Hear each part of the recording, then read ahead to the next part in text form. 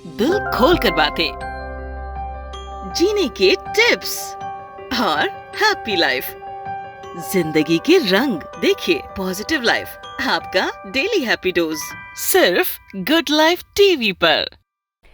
नमस्कार, good life TV देख रहे हैं आप। मैं हूं आपके साथ पूजा। गुड लाइफ टीवी जो आपकी लाइफ को बनाता है गुड। और आज हम बात करेंगे पितृपक्ष को लेकर। जैसा कि आप सभी जानते हैं कि हिंदू धर्म में पितृपक्ष का बहुत ही महत्व होता है। पूरे 16 दिन तक चलने वाले इस पितृपक्ष में लोग अपने पितरों की आत्मा की तृप्ति के लिए पितरों का श्राद्ध, तर्पण और पिंडदान करते हैं। पर आज के इस खास वीडियो में आपको बताएंगे कि कैसे आप घर पर ही रहकर स्वयं पितरों की शांति के लिए पूजा पाठ कर सकते हैं। और इसी विषय पर बातचीत करने के लिए स्टूडियो में हमारे साथ मौजूद हैं जाने माने पंडित प्रदीप शास्त्री जी। पंडित जी, बहुत बहुत स्वागत करती हूँ आपका। ओम नमः शिवाय जी।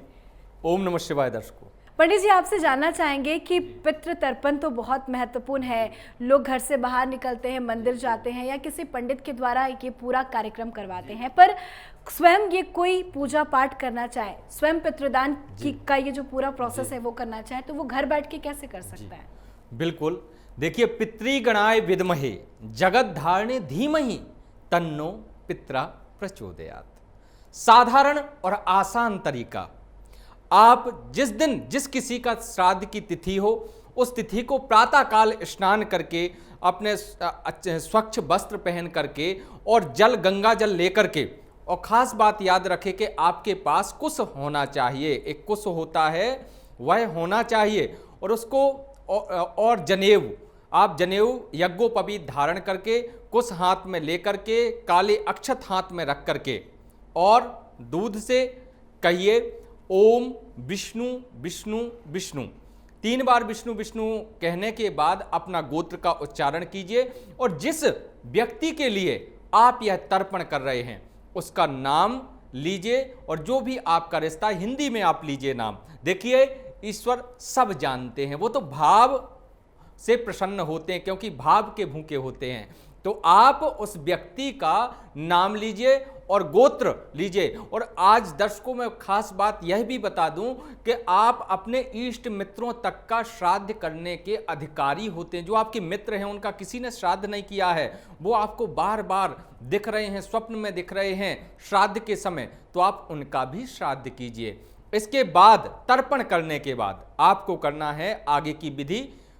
थाली लगाइए, जो भी आपने नैवेद्य बनाया है वह नैवेद्य इकट्ठा करके एक स्थान पे रखिए, और एक स्थान पे रखने के बाद आप अलग अलग 4 जगह डिवाइड कीजिए। पहली जाएगी गाय को, दूसरी श्वान को, तीसरी पक्षियों के लिए, और चौथी रखनी है आपको ये रोटियां या पूड़ियां या अन्न आपको रखना है पीपल के वृक्ष के नीचे। ये 4 भाग आपको देना है। और गाय माता को देते समय ध्यान रखिएगा, गौशाला में जाते हैं तो पितरों के निमित्त आप जो भी आपके पास है दिव्य दक्षिणा आदि गौ के चारे के लिए जरूर अर्पण करना। इससे पितरों की कृपा आपके ऊपर प्राप्त होगी और जीवन में आपको वो कृपा दिखाई देगी। ये सबसे सरल और आसान तरीका है दर्शकों। जी बिल्कुल, आपने बहुत सरल तरीका बताया जो घर बैठे बैठे लोग आसानी से कर सकते हैं। पंडित जी, आपसे जानना चाहेंगे कि तिथि को किस हिसाब से समझे कि कब किस तिथि में अपने पितरों को याद करके पूजा पाठ किया जाए? देखिए पूजा जी, 16 तिथियां होती हैं, पूर्णिमा से लेकर के अमावस्या तक। इन 16 तिथियों में जिस भी दिन जातक अपने शरीर को त्यागता है, उस दिन उसकी वह तिथि होती है।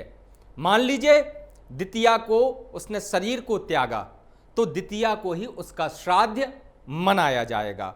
और इसी प्रकार से अन्य भी श्राद्ध, यदि आपको नहीं है पता, कोई भी तिथि नहीं है पता, तो अमावस्या के दिन आप सभी का श्राद्ध एक साथ भी कर सकते हैं, लेकिन गोत्र का नाम लेना मत भूलिएगा। जी बिल्कुल, एक जाते जाते एक आखिरी सवाल मेरा आपसे ये भी है कि हमें किन किन चीज़ों का ध्यान रखना चाहिए इस दौरान? जी, इस दौरान देखिए, हमें कोई भी ऐसा नया सामान नहीं खरीदना चाहिए जिस प्रकार से लोग शॉपिंग करते हैं, ना ही हमें सैलून में जाना चाहिए, बाल आदि त्यागना चाहिए। इस समय इन चीज़ों का विशेषकर ध्यान रखा जाना चाहिए 16 दिनों तक।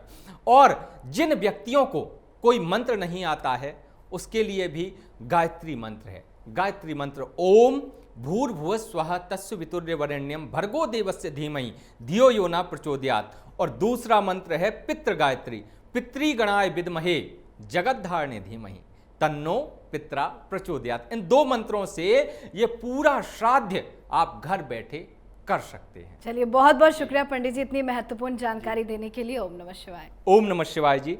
ओम नमः शिवाय दर्शकों। तो पंडित जी से जाना आपने कि कैसे आप अपने पितरों की पूजा घर पर ही रहकर कर सकते हैं।